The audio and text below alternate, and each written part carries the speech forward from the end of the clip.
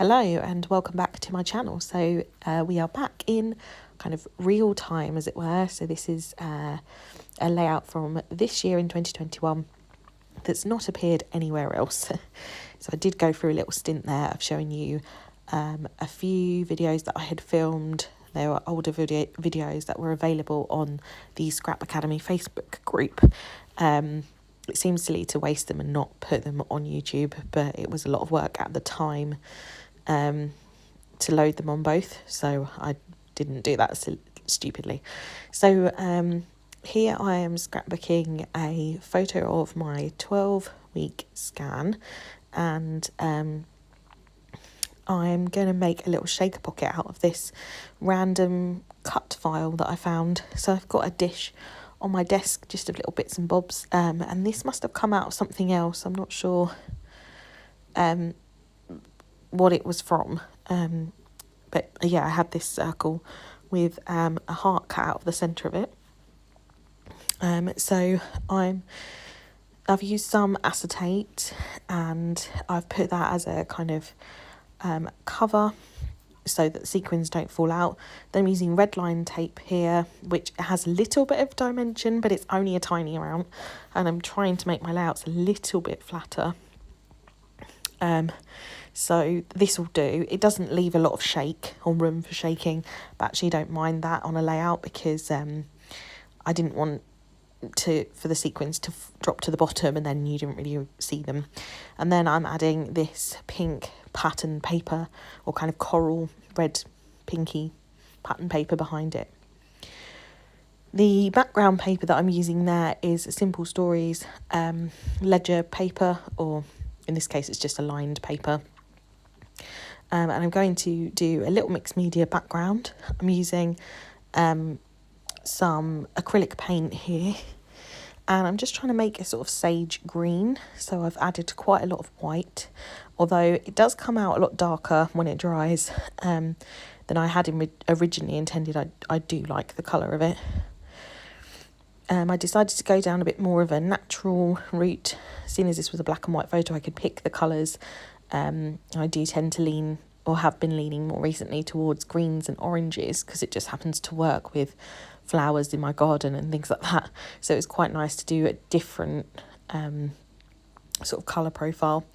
So I've added a tiny bit of a brighter green just to brighten it up a little bit because it was a little bit dingy looking. And then I'm using a really cheap brush that I got from the works, which is very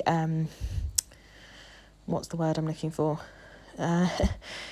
Very sparse, I suppose. So it gives a really nice kind of brushstroke look to it. I am going to work on it a bit more than that. But here I'm just moving the pictures and the little, what's that called? Shaker thingy, back onto the layout so I can see where I need the colour to go. I'm making it slightly tapered towards the top, and then less and tapered towards the bottom and wider in the centre. Here I'm going to spray on a little bit of this blue Lindy's spray, which is called Tilt a Wheel Teal. And it's a really lovely colour, kind of like a sky blue colour. And in the sequins that I used, there were a couple of little sequins in there that were like a blue, iridescent blue colour. And then I'm adding some white Ranger's ink here, just splattering it on, and then because the paint wasn't dry, it all spread, so I made a mistake there really. So I just go over it with a brush and use it as a way to kind of lighten the paint down, so it was a happy accident really in the end. So I'm just using my damp brush here to spread that ink out, and then I'm going to dry it properly with a heat gun and then reapply the splatters again. So there's the heat gun done. Still see it's darkened a lot, so worth bearing in mind if you're thinking about colours. Something I didn't really consider was how much darker it would dry. So I added those white splatters and made sure there were some nice big ones there. And I'm going to add some blue splatters as well around the edges. And really like the way that it's looking at this point. And a lot of it is covered up, but it gives a nice backdrop to the pictures and the embellishments. So I'm going to frame the photos on this black paper. So this is just a scrap of black paper from my stash, and I'm just going to give those photos a little outline. These are photos of the scan photos. They're not the originals because I really didn't know how the scan photos would react to the adhesive and things like that, and didn't want to ruin them. So this seemed like the most sensible way to use those photos. One of them is going to be flat and the other one is going to be raised up on a piece of foam. So just to give a little bit of dimension, sorry this is off the screen, which is a bit annoying. And I staggered these on top of this patterned coral and pink paper, and then I'm cutting around the outside to give a border, which you'll see in a second. Here you go. And I'm just trimming that down. I don't care that it's a bit wonky, doesn't bother me at all. If it does, then use a paper trimmer. And then I'm going to layer in that, what's it called, shaker thingy again. The wow and the wooden pieces there I have stuck down with some glue that you can see to the side there. I didn't show you that. And here I'm doing my title. I'm using really old Pink Fresh Studio puffy sticker words that says lovely in that coral colour again. And then I'm putting down to meet with these tile letters, which are some of my favourites to use. And then a Studio Calico letter set in a salmon colour that says you, which is really old. Again, all of my stash is really old. I haven't bought anything for months and months and months, probably 8 months or more. So nothing new is going on in my scrapbooking world. Here I've got a tag that I've layered behind the photos, and I'm going to make a little pocket for that tag so it can slide in and out, because I had a lot of journaling to go on the tag, which goes on both sides of it actually, although you won't see that. And then I'm going to use a tiny bit of foam tape behind the shaker and then stick that down. And what am I going to do next? Oh yes, I found these banners that have been in my stash for ages. They came out of a Studio Calico kit, and they are made by A Beautiful Mess.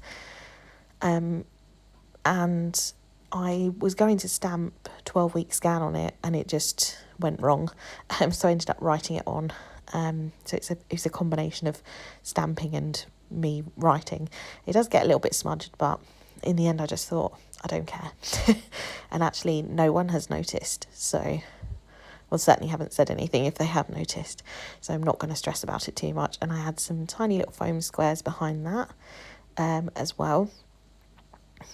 And then at the top of the tag, I'm going to add the date that the photos were taken, which was the 12th of August.